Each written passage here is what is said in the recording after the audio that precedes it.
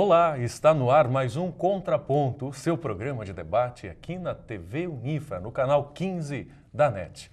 No programa de hoje, a gente traz os destaques, os assuntos que foram debatidos, discutidos nas redes sociais e nos principais canais de comunicação ao longo desta semana. Temos 3 manchetes, como de praxe. Vamos a elas. O primeiro assunto é sobre o campo do direito.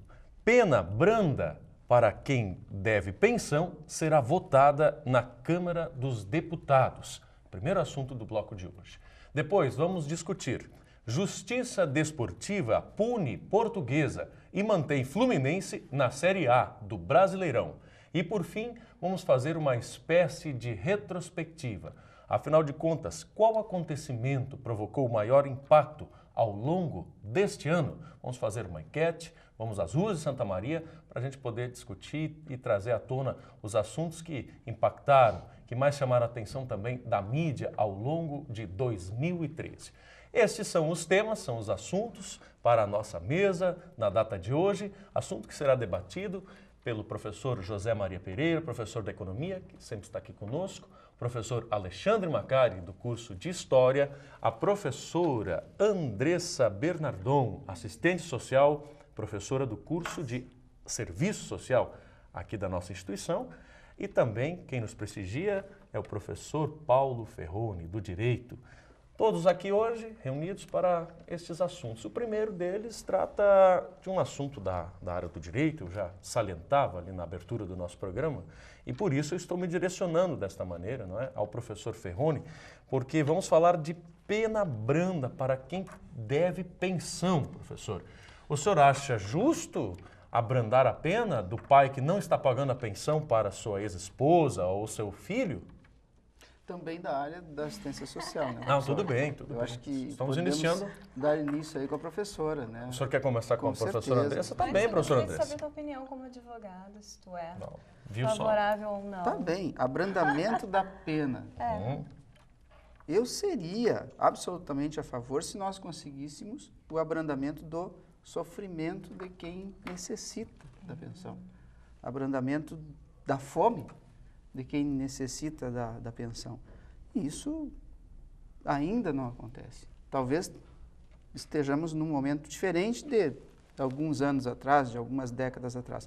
Mas, sem dúvida, a dureza dessa punição coercitiva, ela proporciona que aquelas pessoas que necessitam da pensão consigam receber alguma coisa.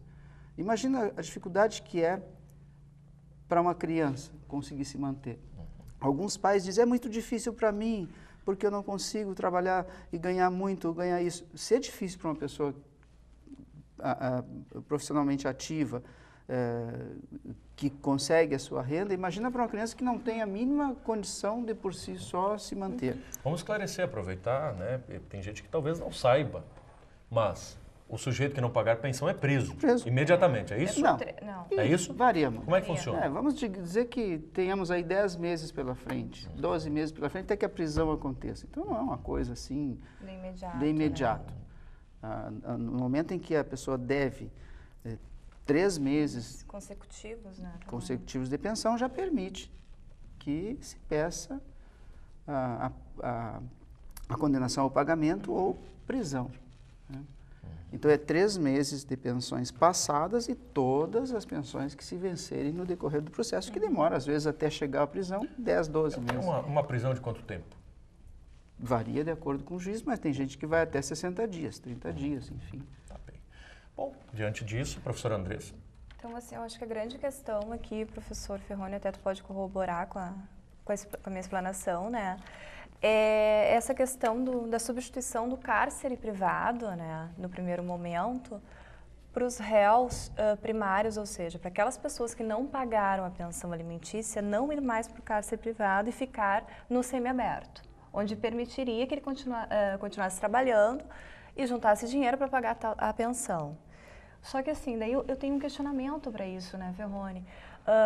Se a pessoa que está trabalhando não pagou, né, a pensão, não buscou meios, por exemplo, de comunicação, de conciliação com a mãe, ou com a mãe também paga a pensão, ou com o pai, com o responsável que está pelaquela criança, será que no semiaberto esse diálogo vai se manter e a pessoa vai pagar essa pensão que está atrasada? Acho que a professora se refere ao regime fechado e ao semiaberto, né? Isso. Porque tem aquela questão assim, bom, vou manter no semiaberto, que vai permitir com que a pessoa continue trabalhando, continue nas suas atividades econômicas e tenha um recurso para pagar. Só que, dentro desse sistema, até agora ele não manteve o pagamento, só que agora ele vai manter. Mas as ponderações é nesse sentido, quer dizer, se ele ficar desempregado, aí que ele não vai pagar mesmo. Sim. Entendeu? Daí o semiaberto seria talvez uma forma de pressão mais branda, ou talvez até preliminar, antes de chegar no regime fechado. Foi que eu entendi que haveria uma certa lógica nesse sentido, porque se ele perder o emprego, aí vai ser mais... Que não vai pagar. Aí que não vai pagar. Exato. O professor tem razão, porque muitas situações se mostram assim. Cada caso é um caso, mas muitos se mostram assim. Há pessoas que trocam o emprego que tem pela prisão, que não leva a nada e perde o emprego. Aí fica sem condições. E às vezes as mães querem mesmo, mães ou pais, Exato, né? os dois pagam pensão. Querem mesmo ralar com a vida do outro, arrasar com a vida da criatura, também, né? Uma forma de vingança. Coerção e Vingança. revanchismo. Revanchismo, né? é vingança. Utilizando Então, os filhos como um instrumento de vingança. E já Também vi, tem que pensar já vi isso acontecer porque a gente alertava. Mas olha, ele vai perder o emprego que ele conseguiu agora este mês. E que tem condições. Não quero saber. Ele que vai preso. E aí? Então tem situações assim. E tem outras, como diz a professora. Também assim, só para contribuir, talvez até para tirar dúvida assim, com você, já que é um assunto que não é da minha seara. Esse caso de prisão para não pagamento, ele é para todos os tipos de classe envolvida. Por exemplo, jogador de futebol que não paga pensão limite. Porque o que nós vemos muito são atletas que atrapalhou um bocado com isso. Algumas vezes, né? São as notícias, né? pessoas assim que são abastadas financeiramente, que às vezes nem trabalham, né? Mas que, enfim, que ainda usufruem do que ganham durante a vida e não pagam pensão e aí causa esse problema. Agora, é claro, né? Se a gente for pensar, tem esse tipo, esse perfil, e tem o perfil aí do trabalhador humilde que está passando por... Mas eu acho que vai para a cadeia é esse do trabalhador humilde. Pois é. Se refere. Porque não tem... O Ferroni me socorre. Se ele tem recurso, é o caso que eu estou falando do Romário, porque é público e notório, saiu na imprensa, ele tinha um apartamento lá em Copacabana, não sei o quê, e aí aquele bem é confiscado, não é isso? Não sei se a expressão é correta essa, para pagamento da pensão, penhorado para pagamento da pensão. Então, eu acho que responde essa dúvida. Sim, até em relação a isso, professor, a pensão alimentícia, né, é uma das políticas de proteção que no Brasil, né, Ferroni, eu acho que está dando certo. É uma das coisas que mais tem funcionado. Porque se houve que o único caso que o sujeito vai para a cadeia é quando não paga a pensão. Qual é o valor do salário do sujeito, hein, que é descontado para o pagamento da pensão? Também varia da renda do sujeito? Varia de acordos. Depende se ele tem renda fixa ou variável também. Porque se ele tem renda variável, não pode comprovar. Digamos, sem comprovação fica mais difícil. Há situações de até 50%, depende 50%, de cada caso, porque são situações, às vezes, que exigem... Depende da constituição familiar, né? Existe um diferencial. Por exemplo, pessoas que dependem da pensão e que têm algum tipo de necessidade especial, enfim, e que há necessidade de uma contribuição atualmente, maior. Sinal do novo tempo que nós vivemos, né? O pessoal casa e descasa com muita facilidade várias vezes, né? E tem filhos pequenos. Daí decorre que é uma pensão e mais outra, e mais outra. Aí... eventualmente uma delas atrasa. Não estou justificando, só estou dizendo que isso pesa muito mais, não são 50% ou 30%, daqui a pouco dá 100% do salário, o sujeito tem que fazer hora extra, coisa parecida para fazer. Conseguir sobreviver. E às vezes porque tem filhos com companheiras diversas e aí as pensões vão se somando, aí 30% dessa, 20% daquela, quando vê está isso aí, mas abrandar a pena tem que pedir uma revisão de todas as pensões. Não seria um retrocesso abrandar essa pena? Com certeza. Aí é que tá. Porque se vem funcionando bem, a senhora fez a ponderação agora, juntamente com o professor. Quer dizer, se vem funcionando bem, se é uma política pública, vamos dizer assim, que vem trazendo não muitos problemas, vamos dizer assim, Porque não é uma pena Quem é que que vem para... propõe Porque não é uma pena que ele deve para o Estado. Ele não tem que cumprir porque cometeu um crime. Exato. É simplesmente ele é condenado à prisão, ele é levado à prisão e no momento que paga, sai. É simples. Então ele tem o controle disso. Pagou, Acho saiu. difícil ter uma posição definitiva, né? Exato. Pelos dois lados. Por um lado, tem essa questão, né, sobretudo os mais pobres, né, que dependem do único emprego, quer dizer, e se eles entrarem em regime fechado, eles não vão poder pagar a pensão. E, por outro lado, né, tem aqueles que têm mais posses e que não pagam porque não querem pagar a pensão. Então, se for um regime semiaberto, talvez não seja tão apavorante para eles quanto é um regime fechado. Um meio termo? Eu acho que deveria ficar a critério da avaliação judiciária, num contexto aí que envolva Ministério Público, advocacia e ainda magistratura, para que possam escolher a melhor situação. Porque realmente tem casos onde o cara não paga porque não quer. Diz, agora eu vou continuar trabalhando, vou para lá, durmo lá. Né? Na verdade, então deixarem aberta essa possibilidade de negociação Seria interessante. a partir do perfil. De decisão, Do sujeito. na verdade, né? De decisão. Tá bem, então. Acho que é um assunto assim que a gente pode, depois de ser aprovado ou não, a gente pode retomar, não é? E verificar quais foram os efeitos, não é, desse projeto que tramita na Câmara dos Deputados. Bom, dessa maneira, fechamos o primeiro bloco desse contraponto. Fechamos o primeiro bloco, voltamos na sequência para falar de esportes, né? Afinal de contas, sempre é um tema que a gente traz à tona, o professor Alexandre gosta muito e a gente também, né? Vamos falar da decisão da Justiça Desportiva, não é? Que foi muito polêmica realmente nos jornais, nos meios de comunicação, não é? A Portuguesa, não é? Foi punida e a Justiça, não é, Desportiva manteve o Fluminense na Série A do Brasileirão. Esse é o assunto que vamos discutir na sequência. Fique com a gente.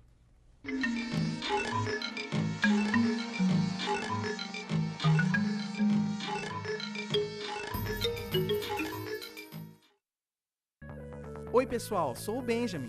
Estou aqui para dar um recado a vocês. Ao saírem das salas e ambientes de trabalho, desliguem o ar-condicionado. Energia, para economizar, só precisa lembrar.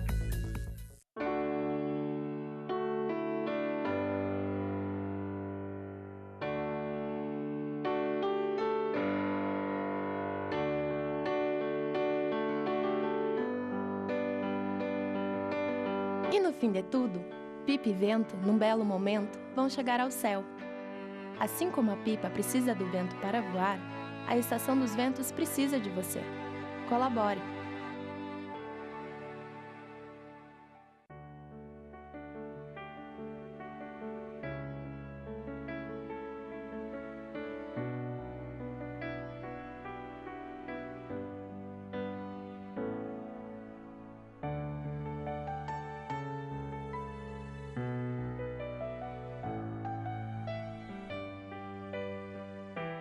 ONG Parceiros Voluntários de Santa Maria, 6º andar do prédio da Cassisme. A ONG Infância-Ação já ajudou muitas crianças e precisa de você para continuar ajudando. Conheça a ONG e venha ajudar você também. ONG Infância-Ação, o bom é ser criança. Acesse e conheça onginfancia.org. As pessoas dizem assim, tu é lixeira. Eu não sou lixeira. Eu sou reciclador. Catador ou reciclador é uma profissão. As pessoas sobrevivem desse material reciclável. Tu é uma cidadã como os outros, tu tem conta, tu trabalha para isso, né? Então a gente tem uma família atrás da gente, né? Mais um bom motivo para você separar o seu lixo. Selecionadores de materiais recicláveis. Incentive esta profissão.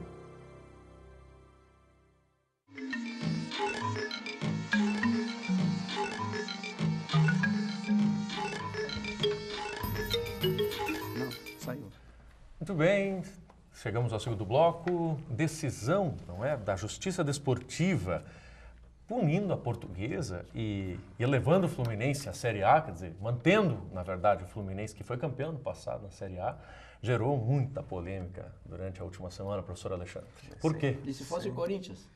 Pois é. Pois é. E se fosse o Grêmio? Se fosse o Grêmio, se fosse o Inter, se fosse, né? A questão é que é o Fluminense. Por que o Fluminense? O que ele tem de especial, professor Alexandre? Bom, Não, acho que a questão é a Portuguesa, não é a Fluminense. É. O Fluminense é uma decorrência. Não sei. Mas É, o minha beneficiado opinião foi o Fluminense. Sim, mas é Pois uma é. decorrência de uma decisão que o Fluminense, inclusive, não precisava nem se defender. Exato, porque na o verdade o advogado Portuguesa ficou- incorreu em erro. Né? O Fluminense estava ali esperando. Acontece que, conhecendo o Quem futebol não tem contra o brasileiro... Fluminense? Eu não tenho nada contra o Fluminense. Né? Inclusive, ele é tricolor. Inclusive ele está vestindo as cores do Fluminense. Não, eu hoje, só quis, verde, eu só branco quis e desarmar vermelho. ele porque eu já estava com tudo preparadinho ali. Agora vamos ver. Agora recomeça tudo de novo. Vou começar de novo. Né? Tá. Antes, eu só quero colocar que as cores da Portuguesa também são vermelho, verde Ah, e bom, tá? tudo bem, muito bem lembrado. Então, antes de continuar, né? Bom, a questão é que realmente foi um tema que ainda hoje, né, gera discussão, porque a punição ainda cabe em recurso, né? Então, muito está se discutindo Acho que não muda isso. mais, não muda. Pode não mudar, a tendência é que não mude mesmo. Agora, a questão que nós levantamos assim é que realmente a Portuguesa errou, né? Errou ao escalar um jogador que havia sido punido. Aliás, foi punido na sexta-feira. Mas ela errou ou foi induzida ao erro? Pode ter sido induzida ao erro. E essa é uma questão que Essa é uma está questão que se coloca, que aí vai para a área do direito. Pois é. Inclusive. E aí o professor Ferroni pode nos ajudar, talvez. E aí a área do direito ninguém sabe, né? O que sai de lá ninguém sabe. Aí a regra talvez não seja tão clara. Do STF. A regra talvez não seja tão O que clara. tem na cabeça do juiz ninguém sabe, meu amigo. Mas assim, professor Pereira, a questão ali que se coloca, né? Que o Fluminense foi rebaixado dentro do campo. Foi rebaixado dentro do campo. É verdade. Juntamente com o Náutico, Péssima juntamente campanha. com a Ponte Preta, com o Vasco da Gama, o co-irmão lá do Rio de Janeiro. Né? Nós debatemos aqui no encontro passado aí sobre a confusão que foi a última rodada do campeonato, com aquelas cenas de violência lá em Joinville. Realmente, o final desse campeonato brasileiro é algo que... Para esquecer. Para esquecer. Mas foi sui generis, né? Quer dizer, o primeiro colocado do ano passado foi rebaixado esse ano. Sim, isso uma coisa também sui generis, é algo inédito. Eu acho. Né? Só que aí que tá, ele não foi rebaixado. Sim. Né? Porque a Portuguesa realmente entrou com um jogador que havia Teria sido punido. sido, teria sido. Então, a gente coloca assim, uma questão legal, né? Poderia sim, a Portuguesa ser rebaixada porque escalou irregular o jogador que jogou 10 minutos o jogo contra o Grêmio na última partida, entrou no final do jogo, não jogou nada, né, porque eu acompanhei o jogo da Portuguesa e Grêmio. Né, e a questão legal, sim. Agora, a questão moral é que a gente tem que levantar aqui também. Né. O Fluminense já tem um histórico de rebaixamentos que é, de certa forma, vergonhoso entre esses grandes clubes do futebol brasileiro. Foi rebaixado em 97, foi rebaixado para a Série B, foi rebaixado na sequência para a Série C, aí depois foi campeão da Série C e subiu direto para a Série A. Exato. Isso é inesquecível. Isso nunca tinha acontecido dentro de uma organização de competição oficial da Confederação Brasileira de Futebol. E foi feito naquela dita Copa João Avelange, Taça João Avelange. Tem regra que permite isso? O regulamento da competição foi criado beneficiando o clube. Então, aí vem a questão moral. Né? Se cria um regulamento, né, e se adequa para que ele seja favorecido. Agora, é claro, antes desse rebaixamento, o Fluminense tinha sido beneficiado também por um outro problema relacionado a um rebaixamento do Gama, que na época era um clube de um político poderoso lá de Brasília. Aí ninguém foi rebaixado, inclusive o Fluminense não foi rebaixado. Isso antes dele ser rebaixado para a Série B. Isso não aconteceu com o Inter também, uma vez? Não, a questão do Inter é o não pagamento, né? de uma dívida com o Silas, que a FIFA aí puniu, mas no fim conseguiu reverter antes da efetivação disso. Mas já te passo a palavra, porque eu sei que está muito ansioso por falar de futebol. Eu quero dar um outro... Enfoque. Uma outra direção, um outro enfoque. Não diferente desse teu, não é Sim, tão diferente. É sim. só explorando um ponto que tu não explorou. Talvez, Porque se eu demorar mais um pouquinho, ele vai explorar todos, aí não vai sobrar claro. nada. Claro que Continua. Não, por favor, professor Pereira. Não, tô brincando, continua. E aí, entrando no campeonato desse ano, né, o Fluminense teve um ano difícil e tal, complicado, foi rebaixado em campo. E quando surgiu essa questão do jogador que havia sido punido, não foi o Fluminense que acionou. Agora, ele não acionou. Mas aí que vem aquela questão, né? Pô, mas será que não houve uma negociação por trás de todas essas questões que não foi investigada, do Fluminense relacionado ao advogado da Portuguesa, né? Será que... Aí que se coloca em xeque novamente essa questão, né? a questão moral do Fluminense ser rebaixado. Deve ou não ser levada em conta? Pois Apenas a questão legal vale no futebol. Já que o professor Pereira é o que fala que o que move o futebol é a paixão. É a paixão, não é a razão. A paixão e a corrupção também, não Não é só isso. Pois é, porque a Folha de São Paulo publicou, inclusive, essa semana, dizendo que muitos patrocinadores estão com o pé atrás com relação ao Fluminense, justamente por essa questão moral. E estão... Menos a Unimed. Tudo bem. Mas vejam só.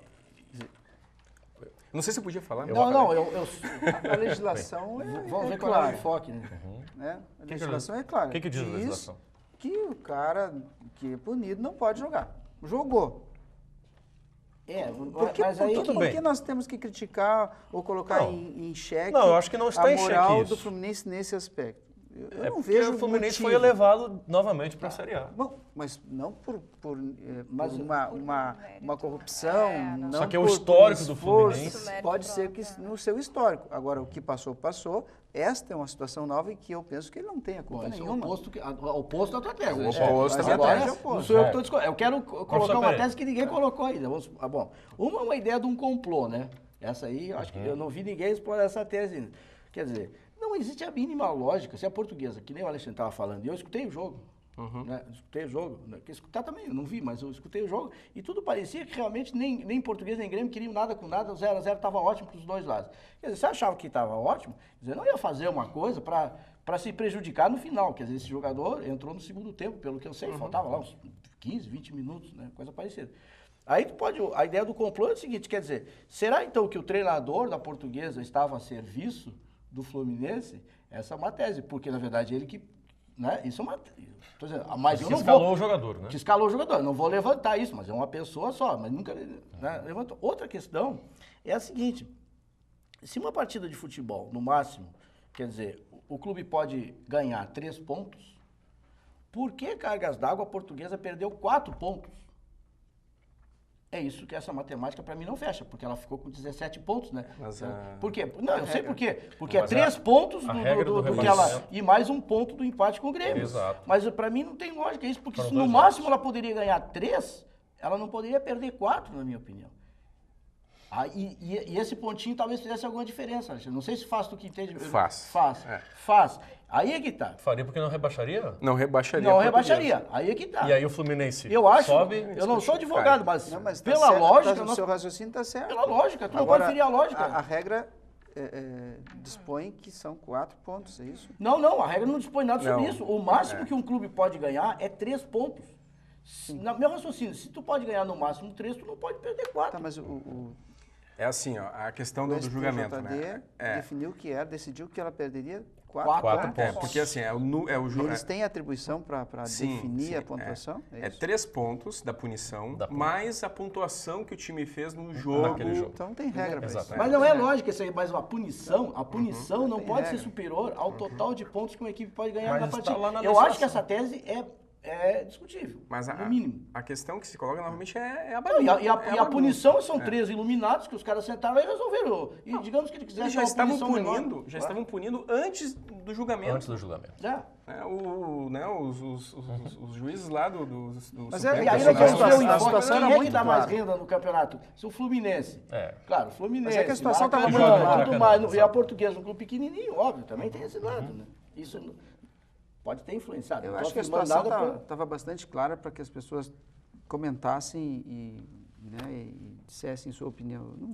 Mas a culpa, de novo, aqui foi jogado, no advogado. Não é que foi o advogado, que eu não consigo entender essa. Quer dizer que a punição foi 2 jogos e o advogado teria falado do clube lá que foi 1 jogo só. Mas aí cadê o documento? Não tem papel, não tem, quer dizer, não tem cabimento. Mas também tem outra questão, né? Por exemplo, concordo, professor, quando coloca que realmente foi julgado, foi condenado, não deveria ter escalado, certo? Agora, quantos jogos ocorreu nesse campeonato que o jogador foi punido, aí o clube entrou com efeito suspensivo e jogou, seja de jogador ou mando de campo. O próprio Grêmio, o próprio Fluminense. Tá, mas é que ele entra com recurso para que depois da decisão o jogador possa jogar. Então, e nesse caso ele não entrou com recurso nenhum, o cara simplesmente jogou quando estava punido. Mas tem uma outra discussão também. Se o sujeito, antes da punição, ele não jogou, se isso conta ou só conta depois do julgamento? Que daí seria o caso, né? Não sei se parece que não sei se esse caso parece que ele tinha, né? Ele já tinha sido punido. Eu acho que aí tinha que cumprido uma partida Sim. de suspensão. E eram 2. Aí que eu não entendi. A questão aí que tá, o julgamento foi sexta-feira, a rodada do Brasileiro foi sábado e domingo, né? A automatização disso aí, ocorreu o julgamento, o clube já foi informado, já tem... Então, assim, ó, eu concordo... Tem que haver a intimação do clube, no caso. Olha, aí que se foi coloca, intimado. né? Aí Então, que ele se coloca. sabia. Se não sabia, é outra história. Aí que se coloca, né? Pois parece que esse documento não existe. Esse documento não existe. É aí uma é outra caso de questão que recursos, se coloca. Que efeitos teria toda essa questão Não tem que aí? ver qualquer julgamento, não tem que ver o acórdão depois? Tem que ter Tem que ter, decisão. sim. Mas aí que tá. Especialmente se Na tem grau de justiça recurso. esportiva também. Mas Mas se que tem tá. grau de recurso, a pessoa tem que saber da decisão para recorrer a tempo. Esses acontecimentos de final de ano do campeonato não mancham um pouquinho a nossa imagem do futebol? Né? Não, é só o país que vai sediar a Copa do Mundo. Pois é isso que eu fico Isso é pensando. normal. Que efeitos Isso é tem normal, isso? acontece, fazer o quê? Eu acho que é normal, a regra está sendo aplicada por enquanto. Agora, se foi intimado ou não foi intimado, é uma questão que decide no âmbito do tribunal, como acontece fora também. Porque nós colocávamos aqui a FIFA já em xeque, não é? A partir do sorteio. Né? E agora estamos colocando a CBF também nesse sentido. Só para destacar também que o Flamengo foi punido juntamente com a Portuguesa. O Flamengo ele acabou escapando ali Mas por não um tem ponto efeito e tal. prático, né? Não tem efeito prático, aí que está. E talvez a colocação do professor Pereira tenha um fundamento. Se a punição fosse maior, tipo, perde 10 pontos, por exemplo, né? O clube, né, seria punido, sim. Mas eu com uma continuo outra insistindo na minha tese. lógica. Eu acho que não tem lógica punir além do máximo que uma equipe poderia ganhar, entendeu? Né? Ou perder, ou deixar de ganhar. Quer dizer, 4 pontos para mim parece... Se tivesse feito esse critério, eu acho que faltou também um pouco de bom senso, porque se tivesse feito esse critério, Alexandre, dos 3 pontos, perdeu os pontos, todos os pontos da partida. A partida é como se ela não tivesse existido. Então não tem essa questão de empatar com o Grêmio. A partida não existiu porque foi ilegal. E perdendo os 3 pontos, aí ficaria com 18 pontos e não seria rebaixado. Mas é que a partida existiu. Bom, mas tudo bem. Existiu. Mas estou dizendo, aí uma questão, né? Cada Legal. cabeça Mas uma acho que sentença. seria o caso mesmo de estudar uma reforma na regra, né? Na regra. Mas acho que Porque seria uma- menos mas uma- devastador do ponto de vista, aí no caso Moral?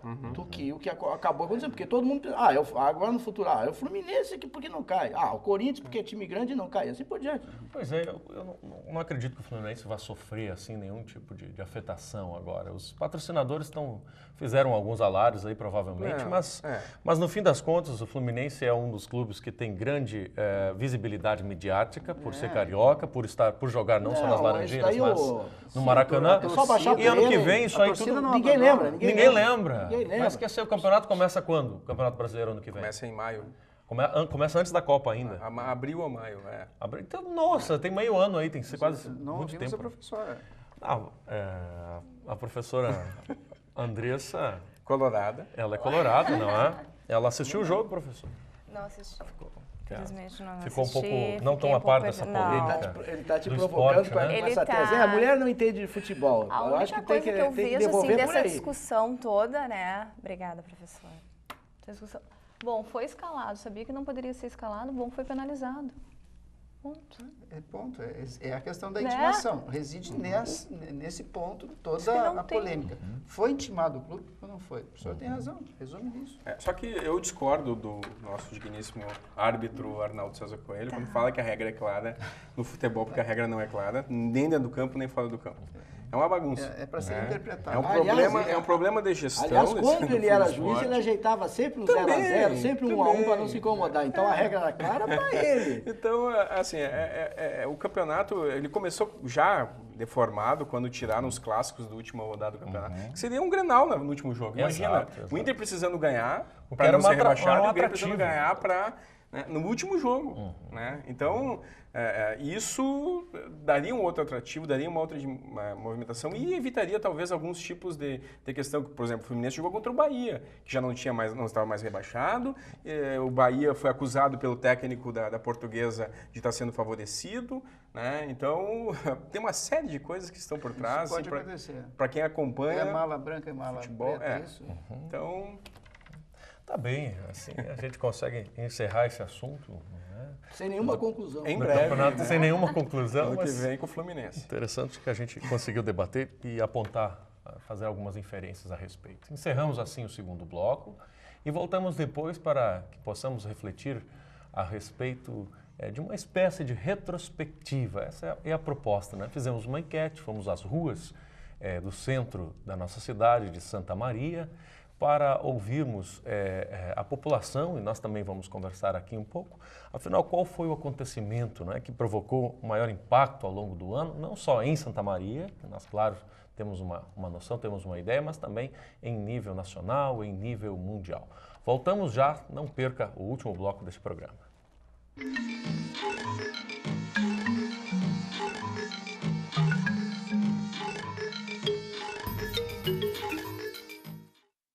Lixo fora do lugar prejudica o equilíbrio ambiental.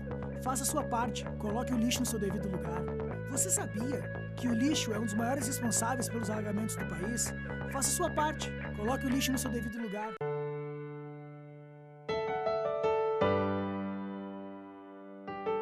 Há mais de 70 anos, o Lar de Joaquina educa e ajuda crianças em situação de risco. Colabore conosco para que possamos ampliar nossas atividades, dando continuidade aos nossos trabalhos.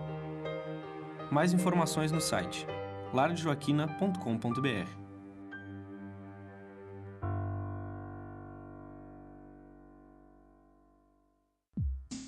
Eu vivo a noite do meu jeito. Se tem diversão, tô dentro. Eu gosto é do movimento, da vida, mas alcoolizada, eu não dirijo. Pedrinho é uma criança especial, que enfrenta dificuldades diariamente. Para passar por tudo isso, conta com seus fiéis amiguinhos escudeiros, que o ajudam a vencer cada obstáculo. Sem eles, Pedrinho nunca conseguiria enfrentar o temível dragão, que impede que todos levem uma vida feliz no castelo. Para quem enfrenta um dragão por dia, uma mão amiga sempre é bem-vinda. Por isso, Pedrinho precisa da sua ajuda também. Contribua com a Escola Antônio Francisco Lisboa e transforme a vida de vários Pedrinhos.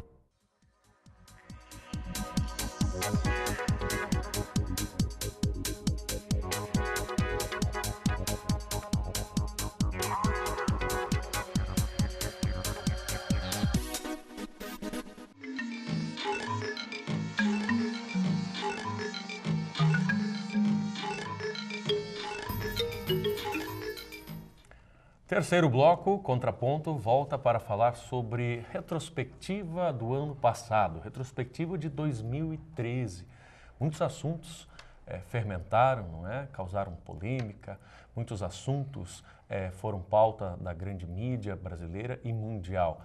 E agora nós vamos trazer para você que está nos assistindo uma enquete, não é? Conversamos com a comunidade santamariense, fazendo a seguinte pergunta: qual foi o acontecimento que provocou maior impacto, não é? Ou maior reflexão ao longo de 2013? Vamos à nossa enquete. Foi um ano difícil, né? Porque o negócio dessa boate nos judiou bastante. Então é uma coisa que ficou marcada para todos, Santa Maria inteira. A gente vai em qualquer cidade que tu for. A primeira, de Santa Maria, já querem saber, como é que tá? Então ficou uma imagem muito pesada, muito ruim, né? Então isso eu acho que foi uma coisa que marcou muito para Santa Maria. Eu, como vítima daqui, sobrevivente, achei que foi o fato que mais mudou.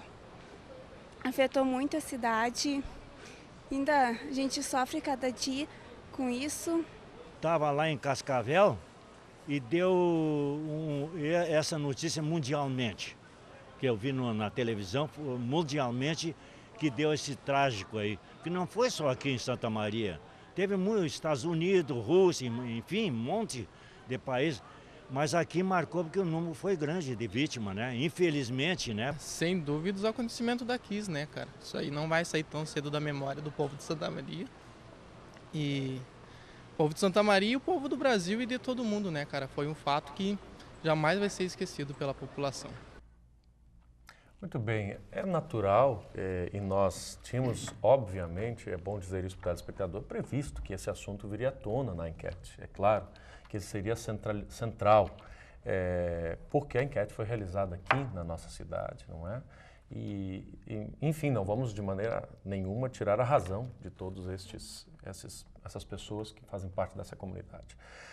Mas não só este assunto, como outros também foram destaque importantes, não é? Nós temos aí a visita do Papa, né? Nós temos aí os movimentos sociais e outros aí que podemos trazer à tona.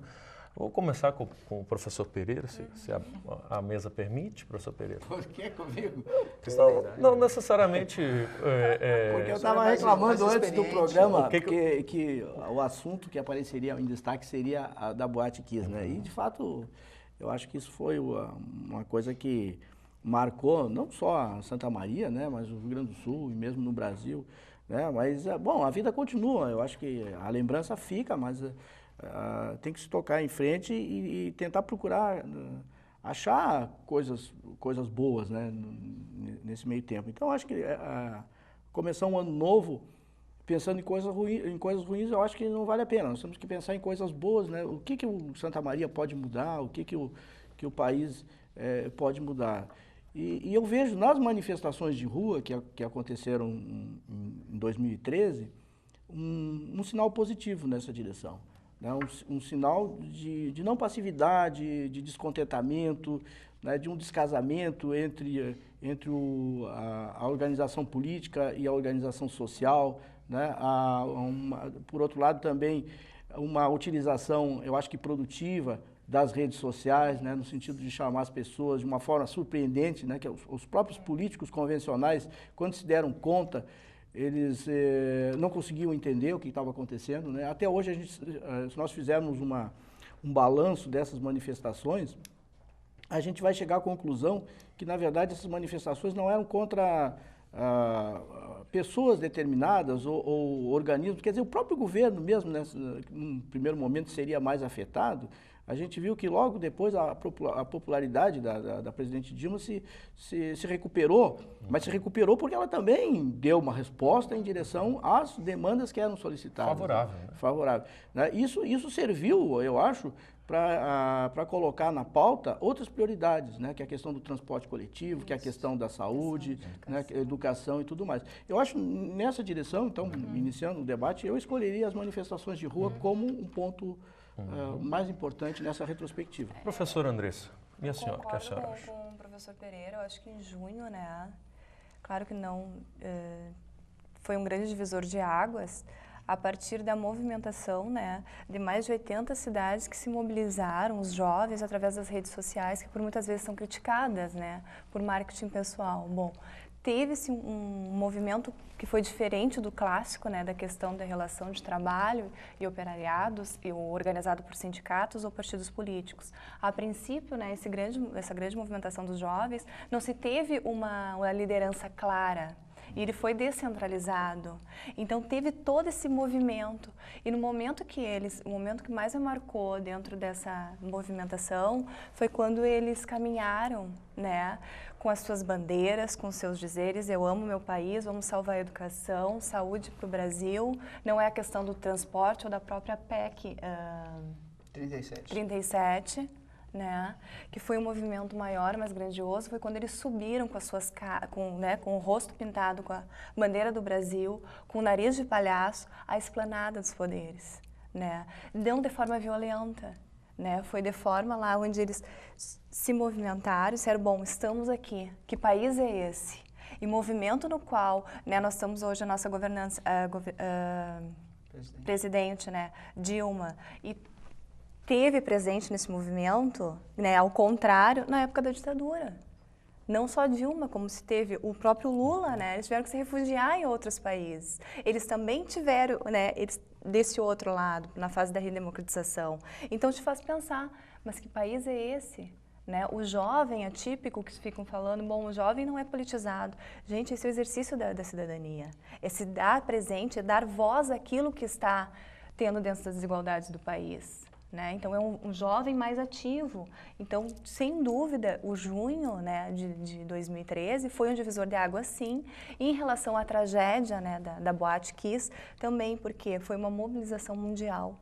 Né? Nós tivemos uma rede de solidariedade que, em certos momentos, a gente diz que em certas tragédias a gente vê o outro lado do ser humano também. Né? Tá bem, professor Andrés. Professor Ferroni, algum apontamento, o fato que marcou o senhor em 2013? Sem dúvida, como todos, a KISS marcou bastante e maculou, né, todo o nosso país, enfim. O professor fala da necessidade de pensarmos positivamente e todos estamos neste intento, né, resgatando isso. Mas, ao lado disso, eu percebo algumas questões importantes. Eu acho que a conscientização de uma exposição da grande mídia de suas mazelas. Tu mesmo disseste, o que mais veio à tona na grande mídia no início? E me chama a atenção o quanto a gente se submete a essa ideia de subjugação, né, àquilo que vem da grande mídia. E ficou evidente neste ano para mim que ela se expôs e se quebrou.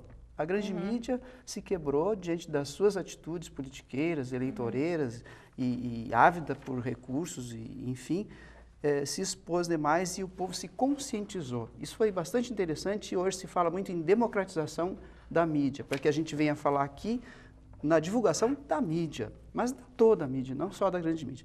Esse é um aspecto interessante. E o outro, que também me chamou a atenção, foi o surgimento de um grande líder, que, embora possam alguns não concordar, enfim, mas de um grande líder, que foi o Papa Francisco, e a despedida de um outro, que é Mandela, que recentemente, e que ambos têm suas vidas aí, um a expor toda a sua vida e muito a trabalhar em benefício do povo, da humanidade, e Mandela, que tem sua vida já exposta e divulgada e conhecida pela dedicação ao povo africano e a todos aos povos, né, que se sentem assim submetidos às pressões e enfim, era isso. Tá bem, eu acho que o professor Alexandre também tem algum fato, suspeito que seja da área do esporte.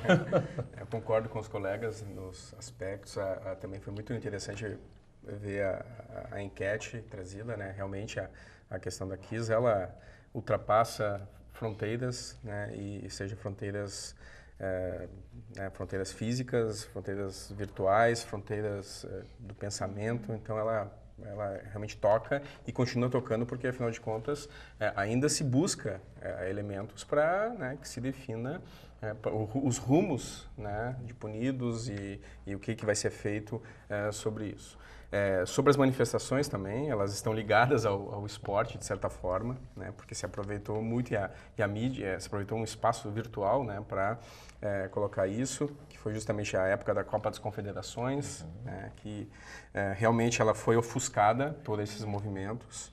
E isso é importante porque acabou atingindo, de certa forma, tanto o presidente da FIFA, né, o Joseph Blatter, quanto a nossa presidenta Dilma, né, então, e outros governantes que estavam, né, junto a essa ideia da Copa das Confederações como um evento que fosse abrandar e, no fim, inflamou as populações. Claro que dentro do campo esportivo, se destaca a questão da seleção brasileira, que teve um ano muito bom relacionado à questão do Felipão, conseguiu montar um esquema, conseguiu formar novamente uma ideia de família dentro da ideia da seleção brasileira.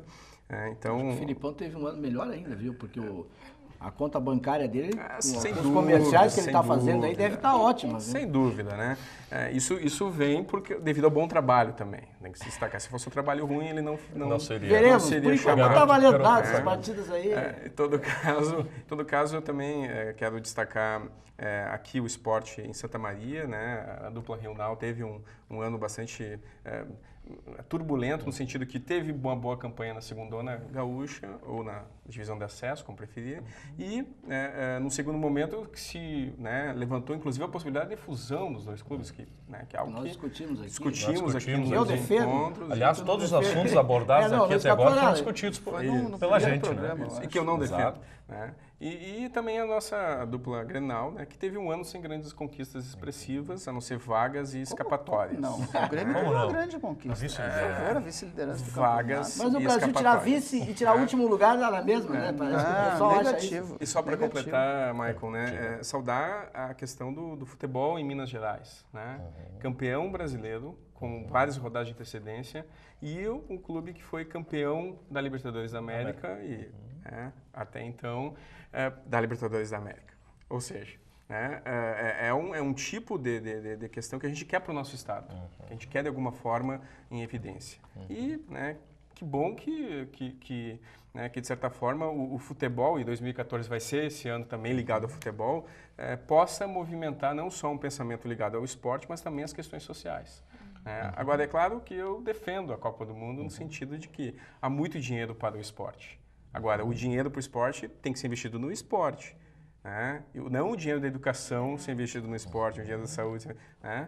Então, é a gestão, é planejamento, é onde investir, e isso é o que deve continuar sendo feito, não só para 2014, mas para um Brasil crescente. Bom, eu lançaria uma questão geral, assim, com uma única palavra, quer dizer, a gente ponderou aqui vários fatos, o surgimento de uma liderança forte, né? A perda de outra, mas que deixa o seu legado, Nelson Mandela, os movimentos, não é? A tragédia, enfim, né? São os fatos, assim, talvez, que poderíamos ponderar aqui e lembrarmos como os mais fortes, assim, não é? Os efeitos destes acontecimentos para 2014, quais seriam? Perspectivas? Exato, quer dizer, o que nós poderíamos, assim, inferir, de uma maneira, claro, ponderada, obviamente, mas assim... Fazer umas previsões, é isso? Previsões é mais difícil, falar do que já aconteceu, né, é mais fácil. Mas que tipo de efeito nós podemos esperar? Os movimentos aconteceram em junho, quer dizer, mas depois nós não vimos mais nada.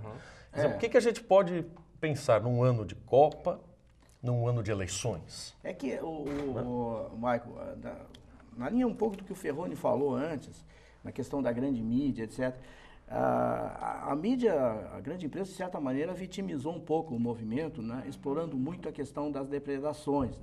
Né, ficou no acessório e não no principal. Né, eu espero, né, que aquilo não tenha sido apenas uma coisa efêmera, né, um movimento efêmero, uma convocação, um aventurismo, né, nas redes sociais, que todo mundo foi lá, e aí a coisa começou a crescer. Né, eu acho que foi além disso, porque havia, naquele momento, primeiro, como a Andressa falou, né, não teve uma liderança clara. Os próprios partidos políticos foram rejeitados, na verdade, foram rejeitados nesse processo. Né, e eu acho que o que fica, né, nisso tudo, espero que fique, e que logo que passe o tempo os políticos comecem a pensar que eles não podem agir da maneira que eles estão agindo. Né? Eu acho que em um determinado momento assim deu um grande impacto na própria presidente mesmo, né? Considerando o próprio histórico da Dilma, e logo lá começou a mexer com a reforma política, mexer com isso, uma porção de coisa. Lamentavelmente, parece que a coisa arrefeceu e tudo. Mas deve voltar agora nesse ano de 2014, porque é no ano eleitoral, né, tem a Copa do Mundo, repercussões e tudo mais. Então, eu acho que esse ano de 2014 vai ser um ano efervescente do ponto de vista esportivo, né, se o Brasil ganhar, mas se for vice, aí já faz estragos políticos, principalmente no governo. Essa é a minha opinião.